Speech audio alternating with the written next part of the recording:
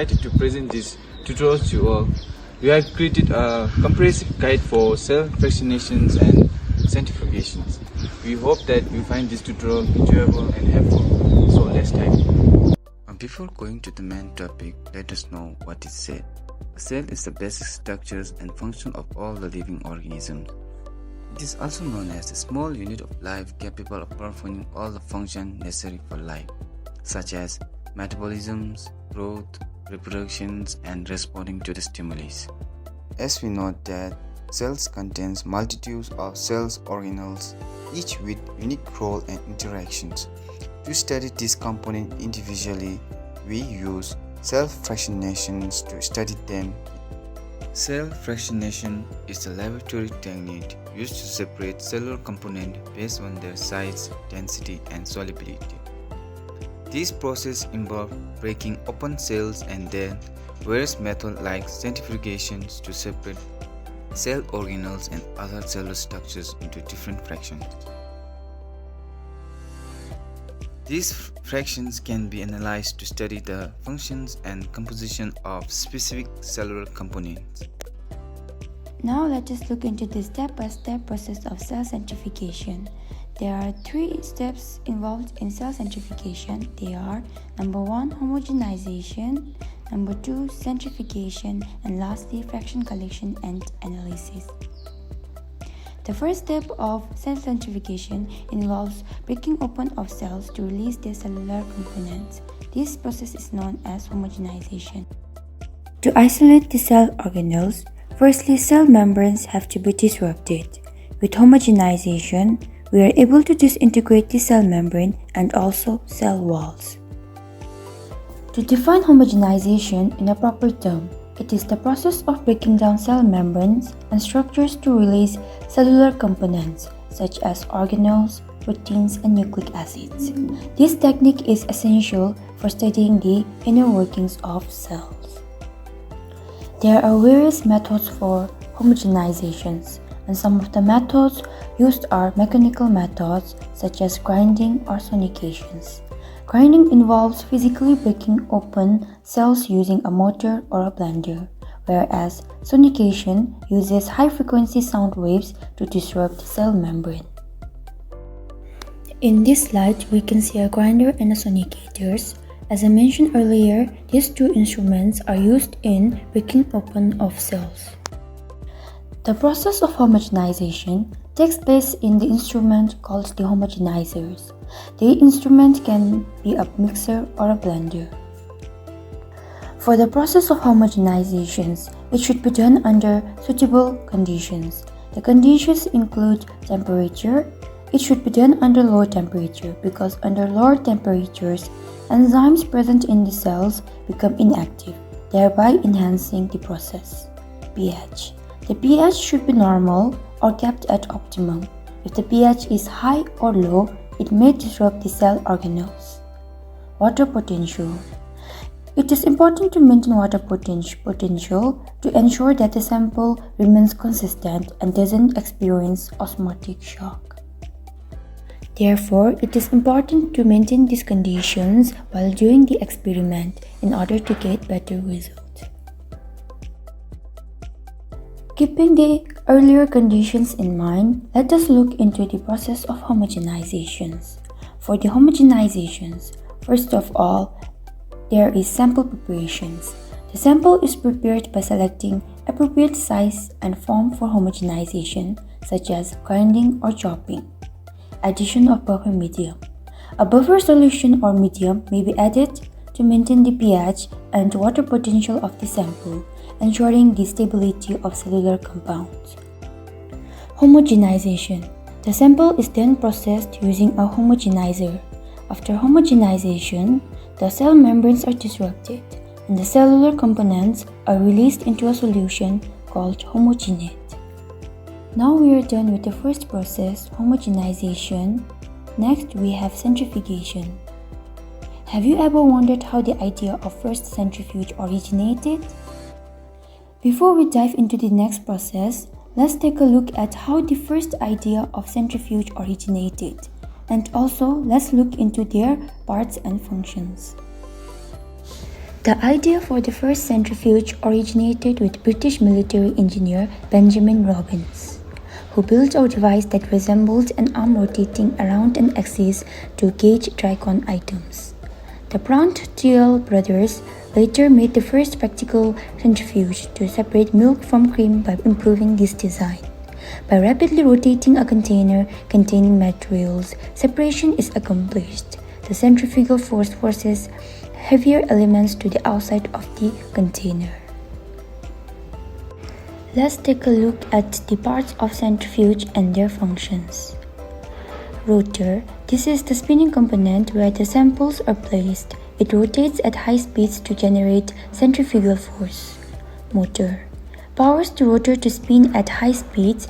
It's responsible for generating the necessary force for centrifugation. Containers. Several types of containers such as test tubes, blood bags, cuvettes, centrifuge tubes, etc. are held in the rotors such that the sample rotates along as the rotor rotates. Control panel. It serves the purpose of controlling different parameters such as temperature, rotational speed.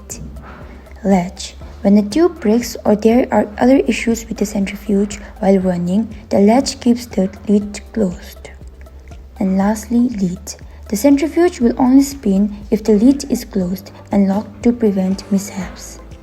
Now that we have looked into the parts and functions of centrifuge, let's move on with the next process, centrifugation.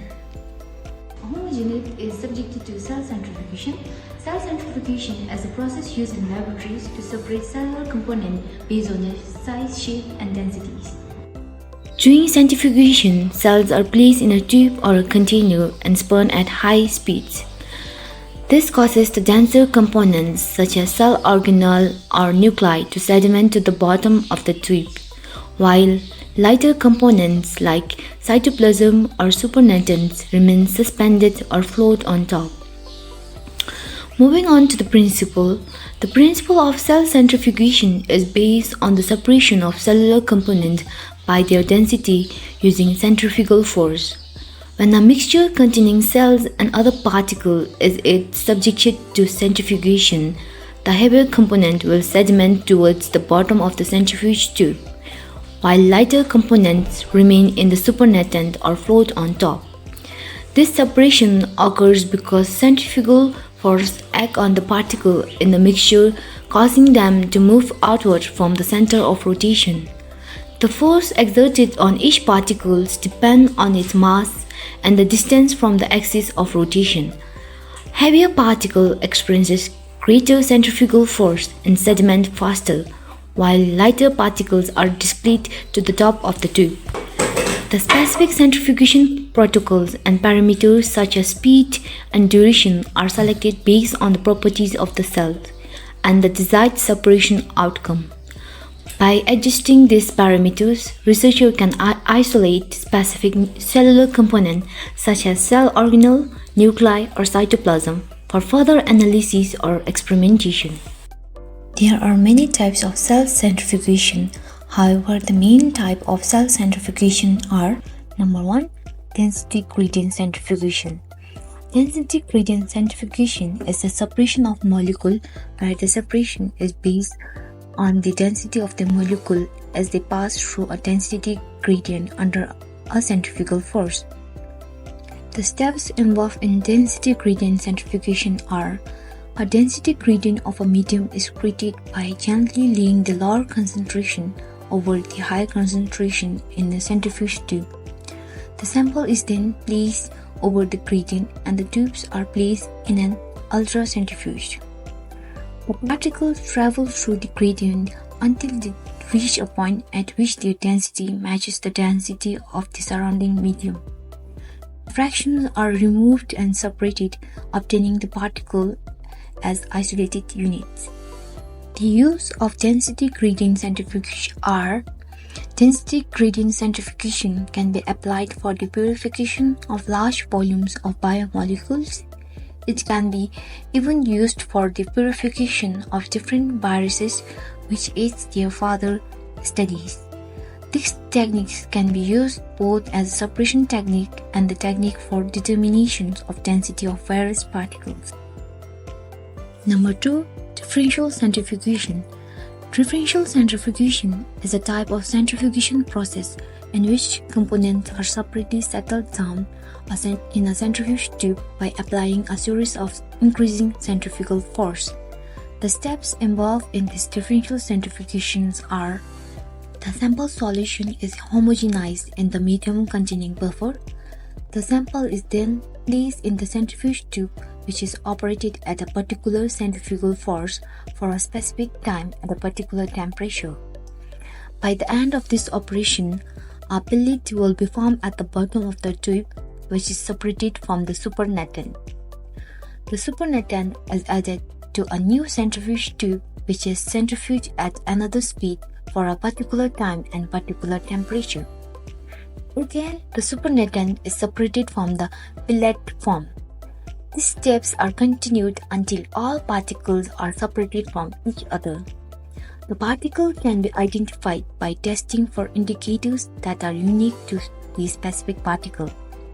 The uses of this differential centrifugation are: differential centrifugation is commonly used for the separation of cell organelle and membrane found in the cell. It can be used for low resolution separation of the nucleus. As this technique separates particles based on their size, this can be used for purification of extracting containing larger size impurity. After a cell fractionation through the centrifugation, resulting fractions obtained contain a different cellular component based on mass, size, and density. Fraction obtained can be studied under different techniques to study their compositions and function. Fraction collection typically means extracting fractions from a centrifuge tube through a centrifugations, and this collected fraction can be studied under different techniques such as microscopy, immunobolting, electron microscopy, electron assay, and chromatography, and so on. I'm going to talk detail on fraction collection and analyzing technique.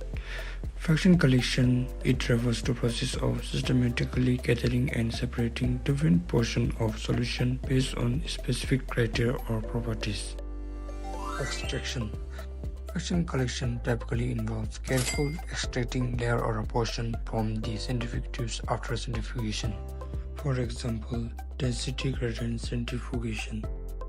Density gradient centrifugation is generally regarded as the preferred method of purifying the nucleus and organelles. In density gradient centrifugation, the homogenate is centrifuged through a column of centrifugation medium of increasing the density, separating the nuclei and organelles based on size, mass, and density. There are two basic types of density gradient centrifugation: rate zonal centrifugation and isopenic centrifugation. Rate zonal centrifugation separates structure based on primary and particle size and mass. In isopenic centrifugation, particles are separated based primarily in bond density. Furthermore, in density gradient centrifugation, different fractions are collected by puncturing the bottom of the tube and collecting drops containing specific components. Each fraction represents a mixture of cellular components with similar sedimentation properties. Here is the quiz question. What is the use of density gradient centrifugation?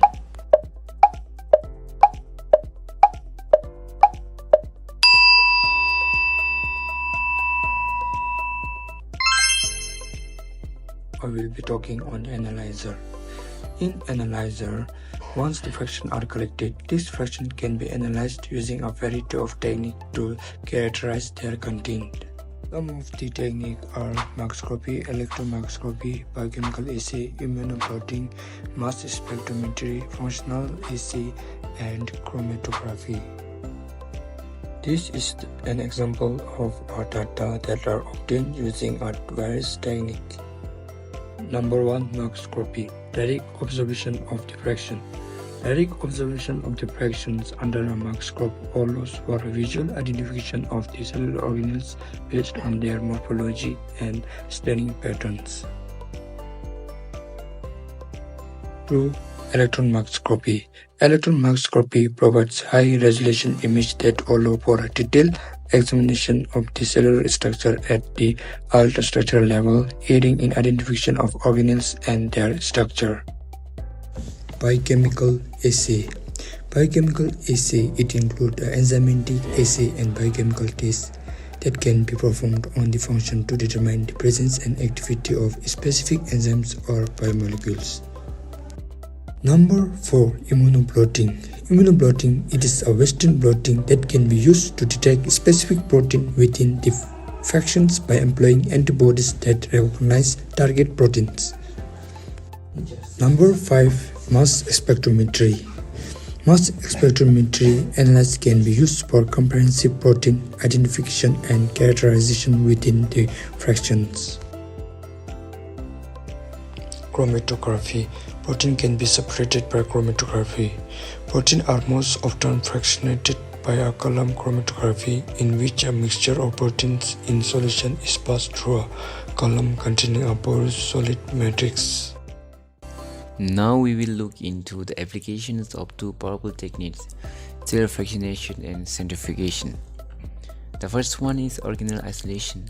Imagine isolating mitochondria, the powerhouses of cell, to study their role in energy production. Cell fractionation makes this possible, offering insights into cellular metabolism and diseases such as mitochondrial disorders.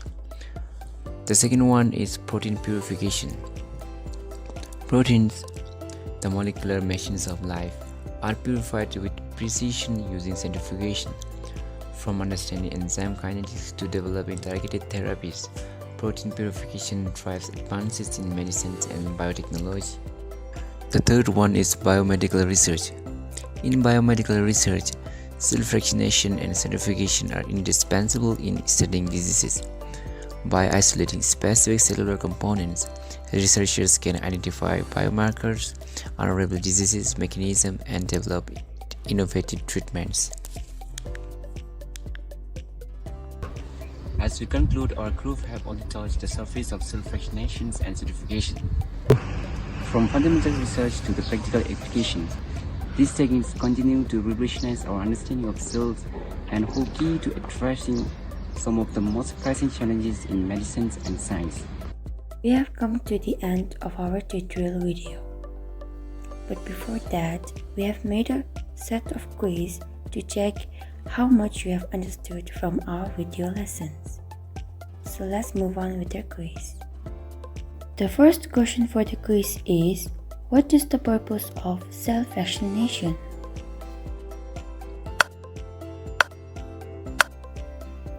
The answer is A, to isolate specific cellular components. The question number 2 is, which cell organelle is typically pelated first during differential centrifugation? The answer is B, nuclei. Question number 3 is, which of the following technique is commonly used in cell fractionation? The answer is C, centrifugation. Now for the last question, question number 4. What is the first step in cell fractionation? The answer is A, homogenization. We have come to the end of our quiz. I hope you all enjoyed the video and thank you for watching the video till the end.